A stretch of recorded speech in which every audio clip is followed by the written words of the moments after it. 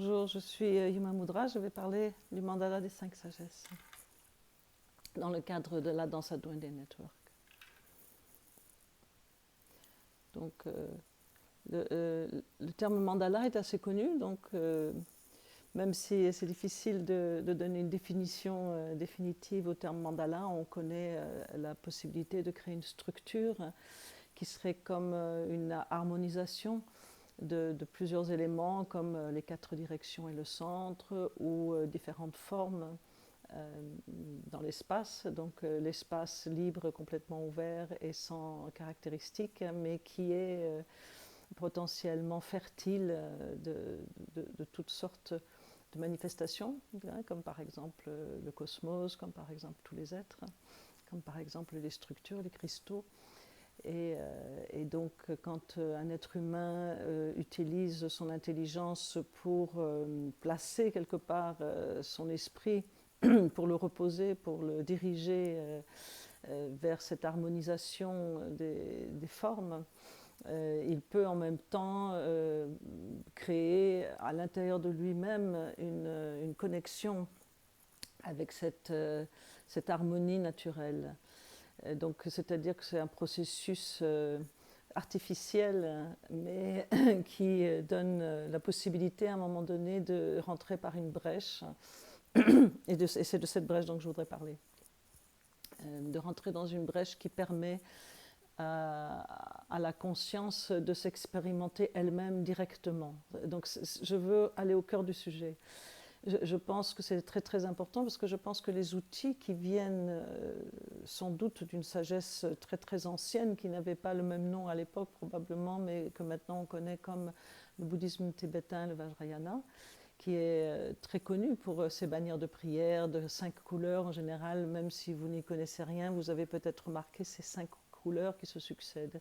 Et ces couleurs sont un petit peu comme sur un ordinateur, vous avez une icône et vous cliquez dessus pour regarder le dossier ou l'interview ou la chose qui vous intéresse.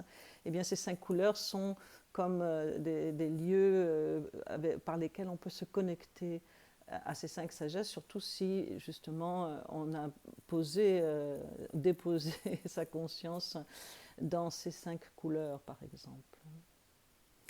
Donc pourquoi je dis que c'est très important cette brèche, c'est parce que justement les outils de sagesse qui nous sont transmis depuis des millénaires par des êtres qui tous ensemble, si on veut accepter éventuellement que peut-être le temps n'existe pas seulement de la façon dont on le perçoit, mais qu'il existe aussi d'une façon non temporelle, non chronologique, et bien tous ces êtres en synergie créent une possibilité pour les personnes qui sont en souffrance, en tout cas, de se libérer de cette souffrance. Donc c'est ça l'objectif, en fait. Et je voudrais revenir à cet objectif parce que je pense que c'est très important, la motivation, et c'est très important aussi la direction qu'on prend quand on utilise des outils pour que les outils ne deviennent pas justement le véhicule de quelque chose qui ne serait pas la fonction qu'on voudrait lui attribuer. Donc si par exemple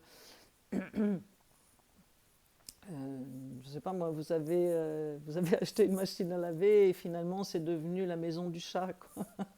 Ce n'est pas un problème, hein, mais dans le cas de la libération de la souffrance, disons que le résultat c'est qu'on ne se libère pas de la souffrance. Et donc souvent les outils qui sont proposés et qui sont partagés d'une façon intellectuelle surtout et conceptuelle, c'est ça le souci, puisqu'on parle de rentrer dans une brèche qui ne l'est pas, qui n'est pas conceptuelle.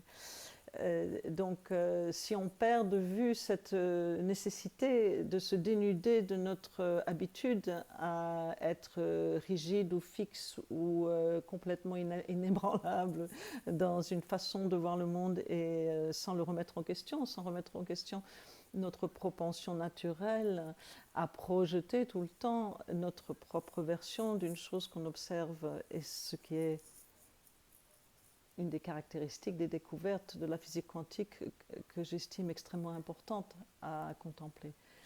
Le fait que ce que nous observons est influencé par nous-mêmes. C'est très très très très très important dans une époque de polarisation et de conflits et de nervosisme extrême parmi beaucoup beaucoup d'êtres humains. Nous sommes très nombreux. Et donc, ces outils pourraient, à un moment donné, devenir quelque part l'inverse, devenir l'objet sur lequel on s'attache pour justement ne pas faire le voyage qui a été proposé. Et c'est pour ça que je vais insister sur cet aspect. Et je vais prendre une explication sur les 5 sagesses qui ne sera probablement pas similaire à d'autres. C'est possible qu'elles soient assez différentes.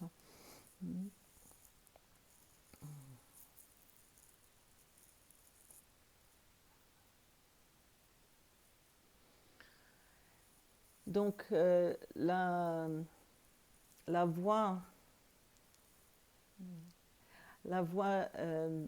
de la méditation sur les 5 énergies de sagesse est en corrélation directe avec toutes les transmissions du bouddhisme tibétain rattachées à Padmasambhava sur la mort, sur le moment de la mort, et précisément l'expérience de la brèche très importante. Il y a beaucoup de brèches dans notre vie. Il y a la naissance, il y a le moment où on s'endort, le moment où on se réveille, il y a les moments de l'orgasme, il y a même les moments de l'éternuement, mais le moment de la mort est le moment suprême. C'est quelque part une cerise sur le gâteau. Nous, on ne conçoit pas la mort de cette façon-là, mais dans le contexte initiatique de la pratique d'où viennent ces outils, et donc le respect par rapport à l'origine de ces outils et surtout la valeur très très importante dont elles ont besoin pour que justement quand on les observe avec cette capacité à donner de la valeur à un outil.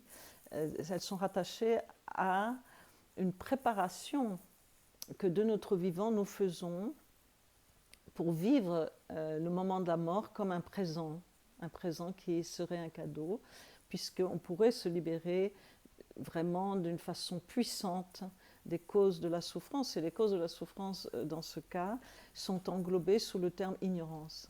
Qu'est-ce qu'on veut dire par ignorance? On veut dire le fait d'ignorer sa propre nature. Et c'est ça toute l'histoire. Sa propre nature, c'est quoi? Et donc là, la brèche, c'est justement le fait qu'on ne peut pas rentrer dans la connaissance de sa propre nature par une explication ni par une définition, mais simplement en développant la capacité, à un moment donné, de rentrer dans cette brèche et de se détendre et de se dénuder dans la brèche. Parce que c'est d'une façon non verbale et non verbale et non formelle qu'on peut comprendre justement la non-dualité entre la forme et l'espace. Et j'ai dit espace pour ne pas dire vacuité, puisque le mot vacuité en français pourrait prêter à confusion. Donc l'espace, c'est l'endroit dans lequel nous nous trouvons tous maintenant. C'est-à-dire que même ma parole est portée par l'espace. C'est l'espace qui permet au son de voyager. Donc c'est l'espace qui permet à mon corps d'exister, c'est l'espace qui me permet de respirer, c'est l'espace à l'intérieur de mon corps qui permet à toutes les fonctions de fonctionner. Mais les fonctions elles-mêmes sont formées de cellules qui elles-mêmes sont faites d'espace. Donc il y a quelque chose de tout à fait inexplicable pour notre rationalité par rapport au monde, c'est qu'il est solide et qu'en même temps il ne l'est pas. Et donc sans rentrer plus à même dans ces philosophies qui sont extraordinaires, je voudrais insister sur la brèche qui est quelque chose d'extrêmement simple. Donc il y a quelque chose de très simple, c'est qu'au moment de la mort, le corps va quitter toute sa cohésion, c'est-à-dire que la cohésion du corps ne va plus exister. Donc c'est à ce moment-là que la conscience a la possibilité et même l'obligation quelque part, parce qu'il n'y a pas beaucoup d'autres choix, de s'expérimenter elle-même. C'est-à-dire, est-ce qu'à un moment donné, je peux expérimenter qui je suis, non pas simplement sous le couvert d'une identité qui me permettrait justement d'être simplement l'icône sur laquelle on clique pour ouvrir un dossier, puisque ça, ce ne serait peut-être pas suffisant pour embrasser la profondeur et la vaste nature de ma propre nature, de la propre nature de notre conscience, de tous les êtres. Pour ça, à un moment donné, il faut accepter qu'on ne peut pas l'expliquer, qu'on ne peut pas l'attraper et qu'on ne peut pas le posséder, et que, en fait, à un moment donné, c'est justement par le silence, par la poésie, ou par le chant, ou par la danse, ou tout simplement par la simplicité, que cette brèche est possible. Et à un moment donné, la non-dualité, c'est le fait de se relier directement à la source de la vision. Si je vois avec deux yeux, par exemple, imaginons que j'ai deux yeux, on pourrait en avoir plus. Je vois avec un œil quelque chose, avec l'autre œil, je ne vois pas la même chose, je vois deux choses différentes, et finalement, il n'y a qu'une seule image, puisque c'est ce dont j'ai besoin dans ce corps humain pour pouvoir vivre dans cet espace-temps qui est la planète Terre qui flotte dans l'espace. Pourquoi est-ce que je parle de tout ça? C'est parce que dans le centre du mandala, on parle justement de notre conscience, de la profondeur de notre conscience. Et la profondeur de notre conscience, elle est exactement simple comme l'espace, c'est-à-dire qu'elle est enceinte de tout. Tout est possible dans cet espace et rien n'est possible sans cet espace. Tout est en fait de la nature de cet espace. Et en même temps, des choses différentes, des phénomènes se manifestent, dont par exemple moi-même ou vous, ou le téléphone avec lequel je parle, ou la mouche qui est en train de s'amuser autour. Donc, d'ailleurs, ce serait peut-être une idée justement de fermer la porte pour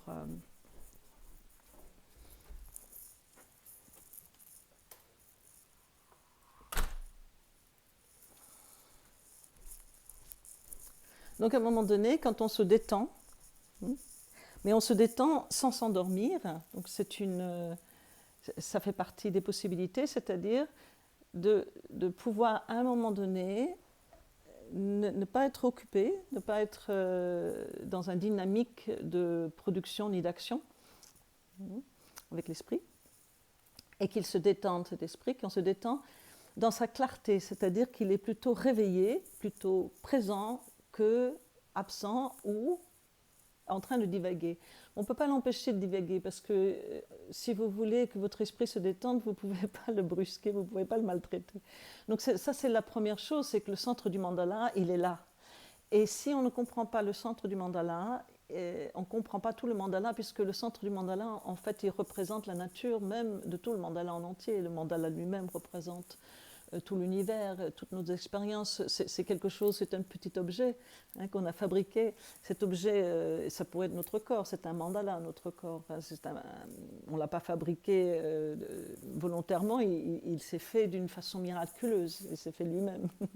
Personne n'a dû contrôler sa fabrication, il s'est fait sous la force des causes à effet qui ont engendré ce qu'on appelle moi ou vous, ou un animal ou une fourmi. Et donc à un moment donné, cette forme prend forme, c'est un mandala. Mais en réalité, le centre du mandala, quand on le symbolise, quand on utilise le centre du mandala, et vous allez voir que ça va devenir très concret, je vous ai dit que c'était simple en fait. C'est très simple la mort, c'est pas quelque chose qu'on a besoin d'intellectualiser, c'est quelque chose d'inexorable, d'inévitable. C'est pour ça que c'est très important que nous, les êtres humains, nous nous détendions par rapport à la mort, parce que c'est une des conséquences de notre intelligence, c'est d'en avoir peur.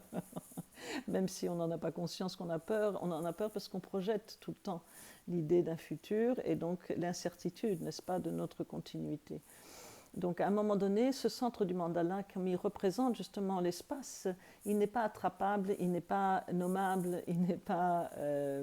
on ne peut pas l'enfermer, c'est comme la danse, vous ne pouvez pas l'enfermer, vous ne pouvez pas le posséder, vous ne pouvez pas prendre cette expérience et en faire quelque chose qui serait un produit, qui serait un brand, qui serait quelque chose qui vous valorise, vous et pas les autres. C'est pas possible. Parce qu'à partir du moment où on fait ça, eh bien ce n'est plus ça. Et donc c'est très important de mastiquer cette nourriture avec toute la conscience de la merveille que c'est que de la recevoir. C'est-à-dire que quand vous commencez à comprendre à quel point moi-même je suis en fait une manifestation de la nature et la sagesse est tout le temps présente et qu'en fait c'est juste parce que je n'accepte pas l'instantanéité immédiate de la mort à chaque instant. C'est-à-dire qu'à chaque instant, je peux détendre mon esprit dans une absence de peur et dans une absence d'objectif. Hein, donc, c'est-à-dire, j'aurais peur de ne pas vous plaire pendant que je parle, mais j'aurais l'objectif, par exemple, de vous charmer. Hein. Donc, si je m'attache à ces deux choses, hein, donc c'est la dualité, hein, si je m'attache au fait qu'il y a vous et il y a moi, et qu'il faudrait que quelque chose soit à mon bénéfice, ou que même si je m'attache au fait que de faire votre bénéfice, c'est ce qui me rend moi tellement importante, c'est très bien, tant mieux. Hein, c'est toujours mieux de vouloir faire le bénéfice des êtres. Et en même temps, la non-dualité, c'est à un moment donné de détendre même ça aussi. Et donc, c'est très concret, c'est-à-dire que si j'ai un enfant et que je l'aime, cet amour, c'est quelque chose qui dépasse l'entendement. C'est-à-dire qu'à un moment donné, si je ne me détends pas par rapport à cet amour de cet enfant, si à un moment donné cet amour devient quelque chose qui me taraude dans le sens de me diviser de plus en plus, d'avoir de plus en plus peur, il va lui arriver quelque chose, il ne va pas lui arriver quelque chose, il va être bien, il ne va pas être bien, et moi je suis sa mère, je suis son père, je suis... C'est pas possible à un moment donné d'aimer. C'est très simple en fait. Les 5 sagesses, c'est très très simple. Si vous associez le rouge au feu, si vous associez le feu à la chaleur, si vous associez la chaleur au sang, si vous associez le sang au cœur qui bat, et si vous associez ce cœur qui bat à l'amour, c'est très simple. La sagesse de l'amour ne consiste pas à l'expliquer. La sagesse de l'amour ne consiste pas à donner des leçons de morale.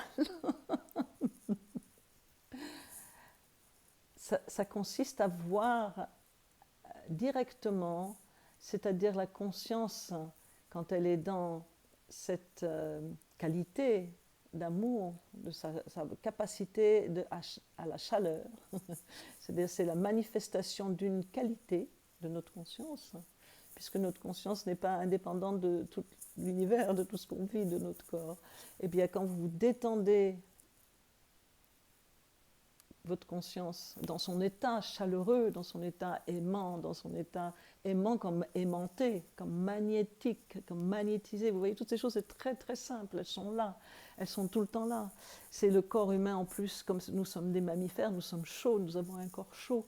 Hein, donc dans ce corps, c'est dans ce corps que ça se passe, c'est dans notre mandala que ça se passe. C'est difficile d'expliquer les 5 sagesses avec un corps, par exemple, de fourmi. C'est pas du tout pareil.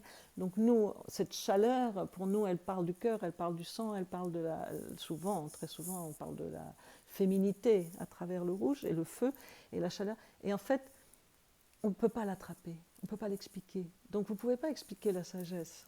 Vous ne pouvez pas, même pas l'acquérir. Elle peut vous ravir à un moment donné, cette sagesse. Et c'est parce que la conscience s'expérimente elle-même dans sa qualité intime de connexion. C'est-à-dire que ça, c'est la connexion à l'autre, c'est la connexion à l'autre non pas comme l'autre est moi, mais comme justement quelque chose qui est en moi. Et vice-versa. Et le mystère est là. C'est qu'à un moment donné, la non-dualité ne s'explique pas, mais pourtant tout est non-duel. Si vous avez les 2 yeux qui voient 2 choses différentes, ça ne veut pas dire qu'il y a 2 choses différentes, vous voyez. Et c'est pareil pour nos 2 hémisphères. Nos 2 hémisphères cérébraux, ils ressentent 2 choses différentes. C'est pareil pour nos parents, il y en a 2 différents. Ils ont des formes complémentaires. C'est pareil pour mes bras, j'ai 2 bras. Quand je danse, je dois gérer tout le temps la droite, la gauche, devant, derrière, allongé, assis, debout. C'est-à-dire la gravité entre être couché et debout. Donc tout cet rapport aux 2, le jour et la nuit, la vie et la mort, l'homme et la femme, le yin et le yang, le froid et le chaud, tout ça, ce n'est pas des choses qui sont en opposition. Elle crée de l'énergie grâce à des tiraillements ou des frictions ou différentes interactions qui font que ça crée de l'énergie. Mais ce n'est pas différent. Donc par exemple, au moment où ma conscience est vraiment pleinement dans sa nature chaleureuse que j'associe, parce que j'ai besoin en tant qu'être humain d'un langage quelconque pour m'y retrouver. Je vais l'associer au rouge, au feu, à la chaleur, au cœur, au sang, et je me détends et je me détends. Et c'est vrai que ma conscience, quand elle s'expérimente elle-même dans cet état, quand elle se détend dans cet état, il n'y a plus la peur et l'espoir par rapport à cet amour. Et donc il n'y a plus la division par rapport à cet amour. Et en fait, vous êtes amour à ce moment-là. Mais vous n'êtes pas amour parce que vous avez appris dans un livre comment il fallait faire. Non, non, non, non, c'est parce que c'est déjà comme ça. C'est déjà comme ça. Et donc, si on travaille par rapport au mandala, si vous prenez un autre exemple, un exemple de l'eau, l'eau nettoie, l'eau elle est cristalline, elle est claire, elle reflète la lumière, et quand elle est tranquille, elle reflète toutes les formes. Donc, c'est-à-dire que dans une surface, dans une superficie d'eau, si elle est tranquille, comme notre cerveau qui est en fait de l'eau surtout, une grande quantité d'eau, c'est plus de l'eau qu'autre chose à l'intérieur du crâne, eh bien, quand vous vous déposez et vous regardez ce miroir, c'est un miroir. Donc notre propre conscience a la qualité du miroir. Qu'est-ce que ça veut dire? Ça veut dire qu'elle n'a pas besoin de prendre parti par rapport au fait qu'elle sait très très clairement quand elle est tranquille. Ma conscience, elle sait exactement ce qui se passe, quelle est ma perception. À partir du moment où je veux utiliser cette perception en projetant dessus quelque identité que ce soit,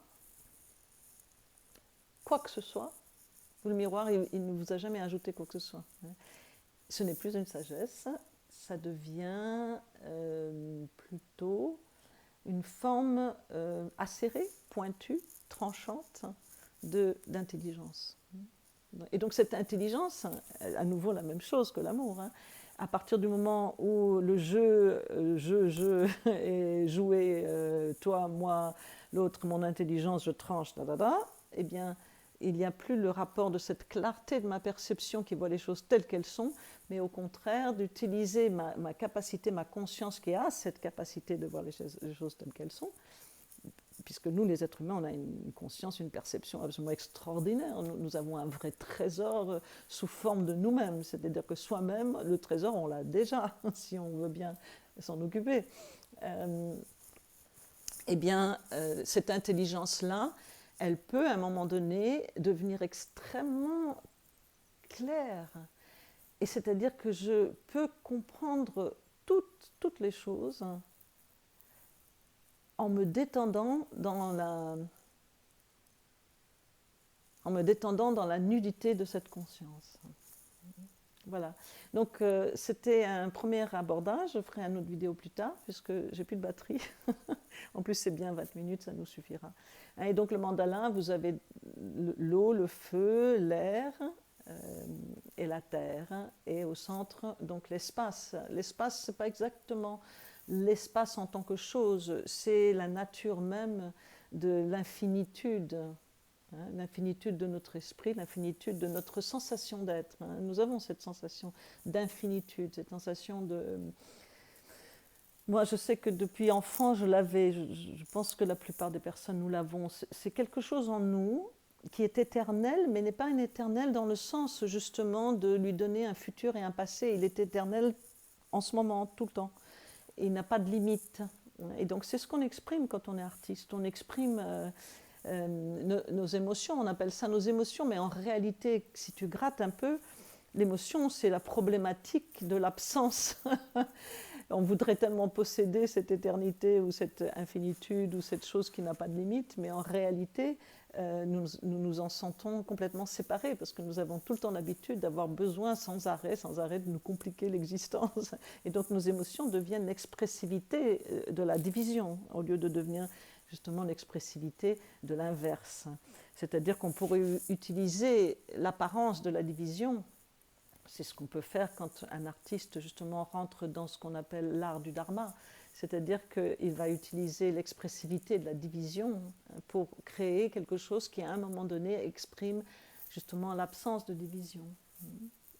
Donc la sagesse de l'eau, la sagesse du miroir, la sagesse de la terre, c'est cette sagesse de sa générosité. Vous pouvez déjà commencer à contempler comment votre conscience est comme la terre. Est-ce que votre conscience, elle n'est pas fertile? Est-ce qu'elle n'est pas justement en train d'accueillir toutes les choses qui se manifestent dans la vie quotidienne? Est-ce qu'elle n'a pas la capacité d'absorption? Est-ce qu'elle n'a pas la capacité de donner la vie à des graines? Les graines, très souvent, ce sont les pensées. Les pensées qu'on va nourrir dans la matérialité de la terre vont croître et vont devenir quelque chose qu'on est en train de faire. C'est grâce à la conscience qui a cette capacité de générosité, de générer, de régénérer. D'accord? Bien sûr, là, vous voyez bien que les éléments ne sont pas séparés. C'est pour ça que je vous ai dit au début, faisons bien attention, et je parlerai plus dans d'autres vidéos.